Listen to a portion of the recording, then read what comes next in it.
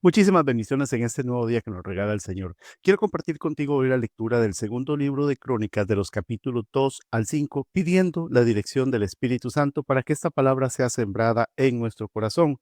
La palabra nos relata que Salomón decidió construir un templo para honrar el nombre del Señor y también un palacio real para sí mismo. Reunió una fuerza de 70.000 obreros, 80.000 hombres para extraer piedras de las canteras de la zona montañosa y 3.600 capataces. Salomón también le envió el siguiente mensaje al rey Irán de Tiro: envíame troncos de cedro, como lo hiciste con mi padre David, cuando construía su palacio. Estoy a punto de construir un templo para honrar el nombre del Señor mi Dios. Será un lugar apartado para quemar incienso aromático delante de él, para presentar el pan especial del sacrificio y para sacrificar ofrendas quemadas todas las mañanas y todas las tardes en los días de descanso, en las celebraciones de Luna Nueva y en las demás festividades del Señor nuestro Dios. Él le ha ordenado a Israel que haga estas cosas para siempre. Este tendrá que ser un templo magnífico porque nuestro Dios es más grande que todos los demás dioses. Pero en realidad, ¿quién puede edificarle un hogar digno de él? Ni siquiera los cielos más altos pueden contenerlo. ¿Quién soy yo para proponer construirle un templo excepto como lugar para quemarle sacrificios? Envíame entonces un maestro artesano que pueda trabajar el oro, la plata, el bronce y el hierro, así como las telas de púrpura, escarlata y azul. Debe ser un experto grabador que pueda trabajar con los artesanos de Judá y de Jerusalén que mi padre David seleccionó. Envíame también del Líbano troncos de cedro, de ciprés y de sándalo rojo, porque sé que no hay nadie que se compare con tus hombres para cortar madera del Líbano. Yo enviaré a mis hombres para ayudarlos. Se necesitará una enorme cantidad de madera, porque el templo que voy a construir será grande y magnífico. Para quienes corten la madera, enviaré como pago 100.000 canastas de trigo molido, 100.000 canastas de cebada y 420.000 litros de vino y 420.000 litros de aceite de oliva. En respuesta, el rey Irán le envió a Salomón la siguiente carta: es porque el Señor ama a tu pueblo que te ha hecho rey sobre los israelitas. Alaben al Señor, Dios de Israel, quien hizo los cielos y la tierra. Él le dio al rey David un hijo sabio, dotado de capacidad y entendimiento, quien construirá un templo para el Señor y un palacio real para sí mismo. Te envío un maestro artesano llamado Urán Abi, un hombre sumamente talentoso. Su madre es de la tribu de Dan en Israel y su padre es de Tiro. Es hábil para trabajar el oro, la plata, el bronce y el hierro, y también la piedra y la madera. Es hábil para trabajar con telas de púrpura, azul, escarlata y con lino fino. También sabe grabar y puede realizar cualquier diseño que se le pida. Trabajará con tus artesanos y con los que nombró mi señor David, tu padre. Envía ahora el trigo, la cebada, el aceite de oliva y el vino que mi señor ha mencionado. Nosotros cortaremos toda la madera que necesites de las montañas del Líbano y llevaremos los troncos en balsas por las costas del mar Mediterráneo hasta Job. Desde allí podrás transportar los troncos hasta Jerusalén. Luego Salomón levantó un censo de todos los extranjeros que vivían en la tierra de Israel, tal como el censo que había hecho su padre, y contó 153.600 extranjeros.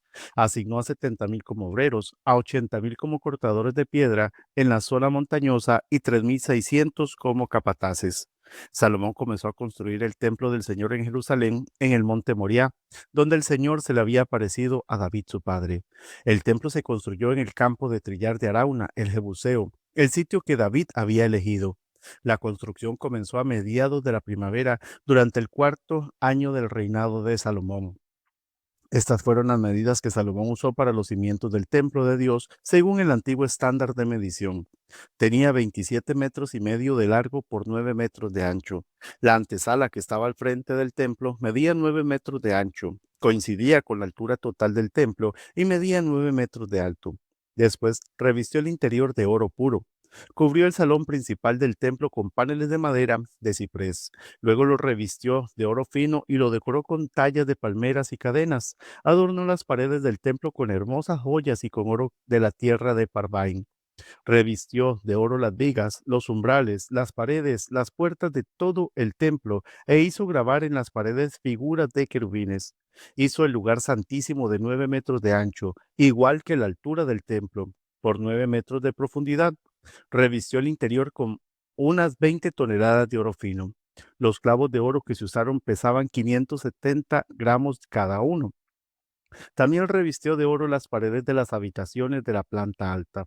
Hizo dos figuras en forma de querubines, las revistió de oro y las colocó en el lugar santísimo. La distancia entre las puntas de las alas de los dos querubines que estaban de pie uno al lado del otro era de unos 9 metros. Una de las alas de la primera figura medía 2 metros con 30 centímetros de largo y tocaba la pared del templo. La otra ala, también de 2 metros con 30 centímetros, tocaba el extremo del ala del segundo querubín.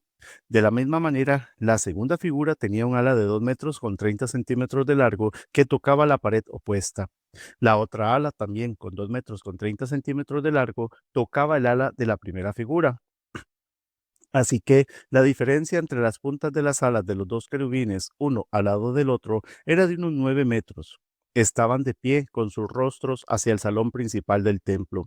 En la entrada al lugar santísimo colocó de lado a lado una cortina hecha de lino fino decorado con hilos azul, púrpura, escarlata y bordada con figuras de querubines. Pero para el frente del templo hizo construir dos columnas que tenían 8 metros con 30 centímetros de alto, y encima de cada una puso un capitel que se extendía hacia arriba otros 2 metros con 30 centímetros. Hizo una pared de cadenas entrelazadas y la usó para decorar la parte superior de las columnas. También hizo 100 granadas decorativas y las sujetó a las cadenas. Luego levantó las dos columnas a la entrada del templo, una hacia el sur de la entrada y la otra hacia el norte. A la del sur la llamó Jaquín y a la del norte Boaz.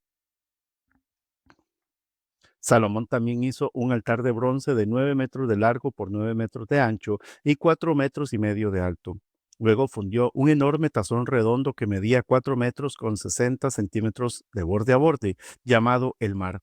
Tenía 2 metros con 30 centímetros de profundidad y 13 metros con 80 centímetros de circunferencia. Por debajo del borde estaba rodeado por dos hileras de figuras que se parecían a bueyes. Había 20 bueyes por metro de la circunferencia que se había fundido como parte del tazón. El mar estaba colocado sobre una base formada por 12 bueyes de bronce que miraban hacia afuera. Tres miraban hacia el norte, tres hacia el occidente, tres hacia el sur y tres hacia el oriente. Y el mar estaba asentado sobre ellos. El grosor del mar era de unos 8 centímetros. Su borde era acampanado como una copa y se parecía a una flor de nenúfar. Tenía capacidad para unos 63.000 litros de agua. También hizo 10 tazones más pequeños para lavar los utensilios que se usaban para las ofrendas quemadas. Colocó 5 en el lado sur y 5 en el lado norte, pero los sacerdotes se lavaban en el mar. Luego fundió 10 candelabros de oro, según las especificaciones que se había entregado, y los colocó en el templo. Puso 5 contra la pared sur y 5 contra la pared norte. También hizo 10 mesas y las colocó en el templo, 5 a lo largo de la pared sur y 5 a lo largo de la pared norte. Luego moldeó 100 tazones de oro. Después edificó un atrio para los sacerdotes y también el gran atrio exterior. Hizo puertas para las entradas de los atrios y las revistió de bronce. El gran tazón de bronce llamado el mar fue ubicado cerca de la esquina suroriental del templo. Hurán Abi también hizo los lavamanos, las palas y los tazones que se necesitaban. Finalmente, Hurán Abi terminó todo el trabajo que el rey Salomón le había asignado que hiciera para el templo de Dios. Las dos columnas, los dos capiteles con forma de tazón en la parte superior de las columnas, las dos redes de cadenas entrelazadas que decoraban los capiteles, las 400 granadas que colgaban de las cadenas sobre los capiteles, dos filas de granadas por cada red de cadenas que decoraban los capiteles sobre las columnas, las carretas para llevar agua que sostenían los tazones, el mar y los 12 bueyes que lo sostenían, los recipientes para la ceniza, las palas, los ganchos para la carne y todos los demás utensilios. Hurán Abi hizo todos estos objetos de bronce bruñido para el templo del Señor, tal como le había indicado el rey Salomón. El rey mandó que se fundieran en moldes de barro en el valle del Jordán, entre Sucot y Zaretán. Salomón utilizó tanto bronce que no se pudo determinar el peso. Salomón también hizo todo el mobiliario para el templo de Dios, el altar de oro, las mesas para el pan de la presencia, los candelabros y sus lámparas de oro macizo para que ardieran frente al lugar santísimo, como está establecido, las decoraciones de flores, las lámparas y las tenazas, todo del oro más puro. Las despabiladeras para las lámparas, los tazones, los cucharones y los recipientes para quemar incienso, todo de oro macizo, las puertas para la entrada al lugar santísimo y al salón principal del templo revestidas de oro. Así terminó Salomón todo su trabajo para el templo del Señor. Luego trajo todos los obsequios que su padre David había consagrado, la plata, el oro y los diversos objetos, y los guardó en los tesoros del templo de Dios. Entonces Salomón mandó llamar a los ancianos de Israel y a todos los jefes de las tribus, los líderes de las familias patriarcales de Israel, para que fueran a Jerusalén. Ellos debían trasladar el arca del pacto del Señor desde su sitio en la ciudad de David, también conocida como Sión, hasta el templo. Así que todos los hombres de Israel se reunieron ante el rey durante el Festival de las Enramadas, que se celebra anualmente a comienzos del otoño. Una vez que estaban presentes todos los ancianos de Israel, los levitas levantaron el arca. Los sacerdotes y los levitas trasladaron el arca junto con la carpa especial y todos los objetos sagrados que había en ella. Delante del arca, el rey Salomón y toda la comunidad de Israel sacrificaron ovejas, cabras y ganado, en tal cantidad que fue imposible llevar la cuenta. Luego los sacerdotes llevaron el arca del pacto del Señor al santuario interior del templo, el lugar santísimo, y la colocaron bajo las alas de los querubines. Los querubines extendían sus alas por encima del arca y formaban una especie de cubierta sobre el arca y las varas para transportarlas. Estas varas eran tan largas que los extremos podían verse desde el lugar santo, que está delante del lugar santísimo, pero no desde afuera, y allí permanecen hasta el día de hoy.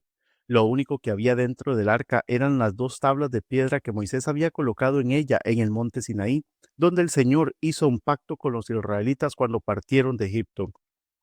Luego los sacerdotes salieron del lugar santo. Todos los sacerdotes presentes se habían purificado, estuvieran o no de turno ese día.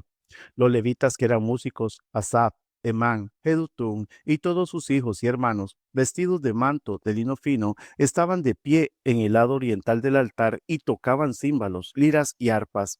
A ellos se les unieron 120 sacerdotes de que tocaban trompetas. Los trompetistas y los cantores se unieron para alabar y dar gracias al Señor. Al son de las trompetas, címbalos y otros instrumentos, elevaron sus voces y alabaron al Señor con las siguientes palabras. Él es bueno, su fiel amor perdura para siempre. En ese momento, una densa nube llenó el templo del Señor.